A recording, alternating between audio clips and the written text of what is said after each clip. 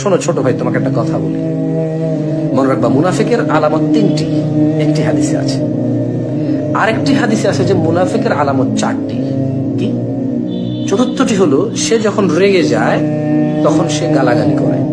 খবরদার, তুমি যদি কারো প্রতিবাদ করো, তুমি গালাগালি অবশ্যই এটাকে অবলম্বন করবা না, এতে তোমার মঙ্গল আছে। কেমন?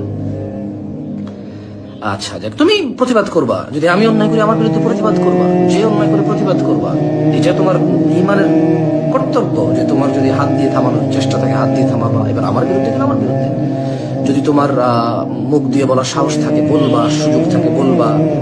তারপরে হচ্ছে কি বলে এটাকে, তোমার যদি কোনোটাই না থাকে, ঘৃণা করে উল্টা ফেলবো, অবশ্যই এটি তোমার নৈতিক দায়িত্ব। তবে তুমি গালাগালি করবা না, এটা মুনাফিকের আচরণ।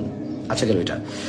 আরেকটা কথা তোমাদেরকে বলি ছোট ভাই, তোমরা অবশ্যই কাউকে মুনাফিক না আমাকে যদি বলতে চাও, তুমি যদি আমাকে তোমার নলেজে যদি মুনাফিক পাও, বলবা। কেন বলবা না? তুমি যদি আমাকে ইহুদির দালাল পাও তোমার নলেজে, তুমি বলবা। কেন বলবা না? অবশ্যই বলবা। আমি হলে আমিও বলবো, যেটা আমার মনে হয়। তবে তুমি অবশ্যই কেয়ারফুল থাকবা ছোট ভাই। মনে রাখবা, যে তুমি গালাগালি করো, প্রথম হলো অল্প স্বল্প গালাগালি হচ্ছে কি ফাসেকি, গুনাহের কাজ, গুনাহ। রেগে গেলেই সবসময় যখনই রাগো তখনই গালাগালি, তখন হচ্ছে মুনাফিকি।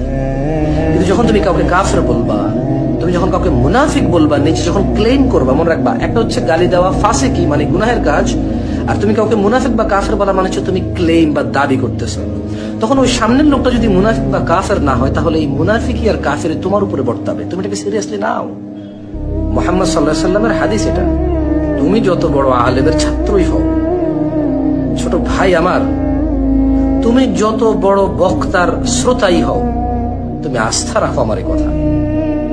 তুমি অন্যের প্রতিবাদ করবে, আমি এগ্রি করি। তবে তুমি কাউকে মুনাফিক, কাউকে কাফের বলার ক্ষেত্রে অবশ্যই সতর্কতা অবলম্বন করবা। তুমি বলবা, যে কাফের তাকে কাফের বলবা, যে মুনাফিক তাকে মুনাফিক বলবা, অবশ্যই বলবা।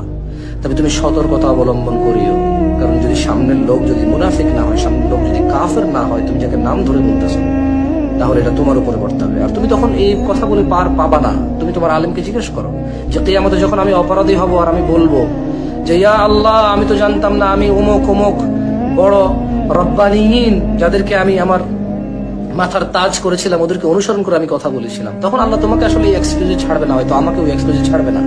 তখন যেটা হবে যে বোধ যে এটাকে লিড করেছে আর যে লিডে এসেছে, উভয়ই হয়তো আল্লাহ নিক্ষেপ করবে। তারপর আল্লাহ দয়ালু, আল্লাহর দয়া, মানুষ ঈমান নিয়ে মরলে মানুষকে আল্লাহ জান্নাত দিবে, এটাই সত্য। মানুষের গুনাহ এটা ক্ষমা এবং অথবা শাস্তিটা আল্লাহর ইচ্ছা।